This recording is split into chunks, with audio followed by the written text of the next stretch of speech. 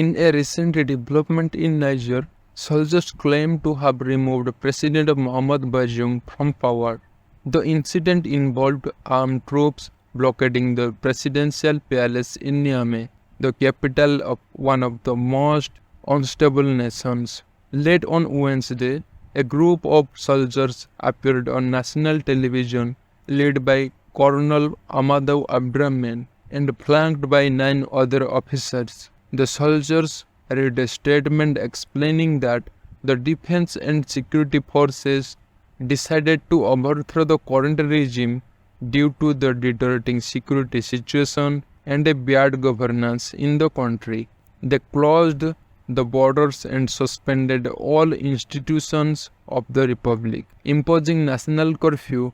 The soldiers also warned against foreign intervention. Initially, the Allied Guard force, including members of President Bazoum's Presidential Guard, engaged in negotiations with the president, who was later reported as safe and well, although his exact location remained unclear. However, the wider army and National Guard opposed the action of the presidential force and threatened to attack them if they did not step down. International reaction poured in the situation unfolded. The United States expressed unwavering support for the democratically elected President Bazoum and condemned the effort to seize power by force. And the UN Secretary General Antonio Guterres also offered his support, urged all involved parties exercise restraint and protect constitutional order. The African Union Commission Chair Moussa Faki Mohamed condemned the attempt coup. The neighboring country Nigeria, led by President Bola Tinubu, who is also chair of the ECOWAS, expressed concern over the situation and promised to ensure the smooth functioning of legitimate authority in Niger. The full name of ECOWAS is Economic Community of West African States. Niger had faced significant challenges lying in the heart of Sahel.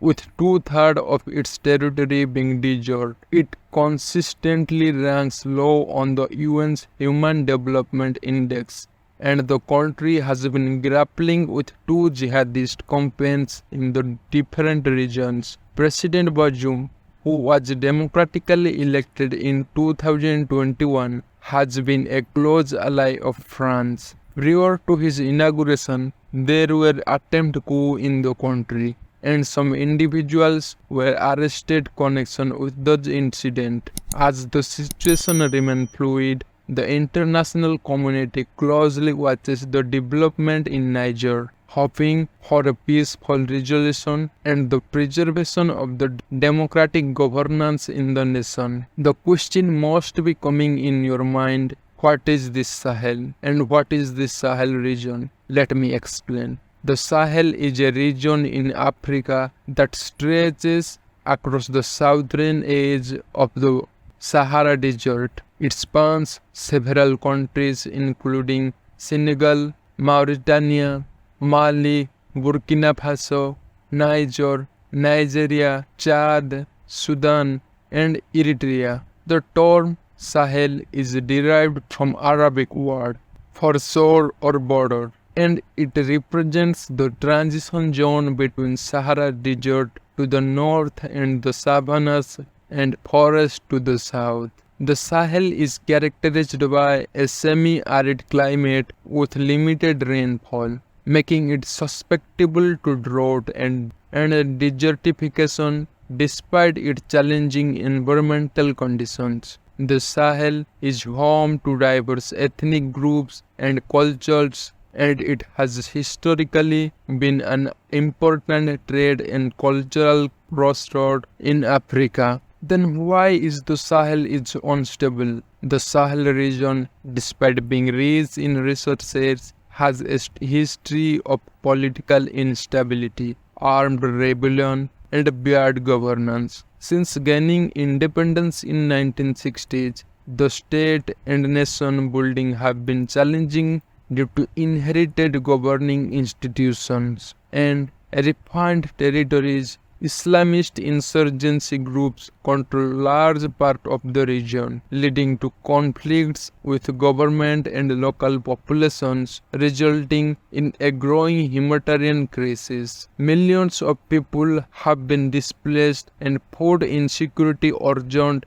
due to the conflict and climate change. Multiple military coups have occurred in the region since 2020, exacerbating the instability. International efforts such as UN missions and regional organizations like ECOWAS have failed to prevent the spread of instability. France's anti-terror campaigns in the region, particularly Operation Barkhane, have faced challenges and public backlash. Overall, the Sahel region is facing complex and interconnected issues, making it difficult to find lasting solutions to the ongoing crisis. Now back to the recent coup. In the aftermath of the coup, thousands of people supporting the military junta marched through the streets of the capital Niamey. The demonstrators expressed their resentment towards France, Niger's former colonial power, and displayed Russian flags, hinting at potential alliance. The involvement of Russia in the rallies remain uncertain, but protesters openly voiced support for Russian President Vladimir Putin, chanting slogans of "Long live Putin." Russia's involvement in Africa has been minimal, but it has been steadily increasing its presence in various countries. It takes advantage of governance weaknesses, instability, and security gaps. For instance, in Central African Republic, Russia exploited France's withdrawal to establish a strong influence through the Wagner group, providing security, diplomatic leverage, and the access to valuable mining resources. In Mali and Burkina Faso, Russia has backed military regimes and provided security assistance, but violence and insurgency continue to grow. There are concerns that the Wagner groups aim to replicate to its modus operandi in Burkina Faso and possibly expand to Chad. US officials as well as African and European countries warns about the potential consequences of the expansions and its impact human suffering in the region. The advocate of addressing underlying issues such as poor governance and humanitarian crisis while allying with military regimes in Africa may not have long-term benefits for Russia. It does cause concerns for other countries like United States and France. The head of Wagner Group, Yevgeny Prigozhin, gains commercially from mercenary activities in Africa, but his true interests lie in bolstering his position through Wagner's involvement in Ukraine, internal power struggles in Russia. The coup has strained Niger's relations with France. Niger's history as a former French colony has had a significant impact on its diplomatic ties with France. Before the recent coup, relations between the two countries appeared strong, but many Nigerians have long held grievances against France, viewing it as imperial power that has exploited their national resources, influenced its economic decisions. Niger, being one of the world's poorest country, heavily relies on foreign aid, with France being a major contributor. The discontent with France's perceived interference in Niger's affairs came to forefront during the recent demonstrations in the country. Protesters expressed frustrations with the economic system they believe was imposed by France, leading to unemployment and a lack of freedom. Many Nigerians see the coup leaders as standing against France and supporting the movement to remove French influence from Africa. ECOWAS responded by suspending relations with the country and authorizing the use of force if President Mohamed Bazoum is not reinstated within a week. The African Union also issued a 15 days ultimatum for the junta to restore the democratically elected government. France President Emmanuel Macron warned that any attacks on France and its interest would not be tolerated, promising an immediate response. Niger, known as a reliable partner in the West fight against jihadis in the Sahel region, has been receiving military assistance from France, United States, and other European countries. The security situation in Niger is dire, although not as critical as in neighboring Burkina Faso or Mali. Some protesters blamed Bazoum for failing to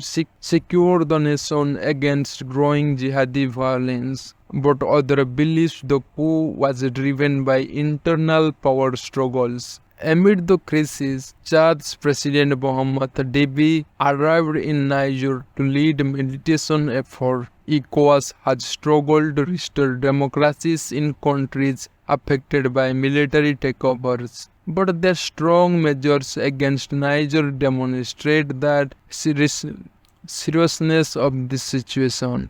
Economic sanctions imposed by ECOWAS could severely impact Niger, which is already one of the world's poorest countries. However, Burkina Faso and Mali issued a warning on July 30, stating that any military intervention in Niger to reinstate deposed President Mohamed Bazoum would be considered a declaration of war against their two countries. The government of Burkina Faso and the government of Mali emphasized that a military intervention in Niger could have disastrous consequences and destabilizing the entire region. They also expressed their refusal to apply the illegal, illegitimate, and inhuman sanctions imposed on the people and the authorities of Niger. More updates will come on this coup of Niger, and I will come up with the updated video on it.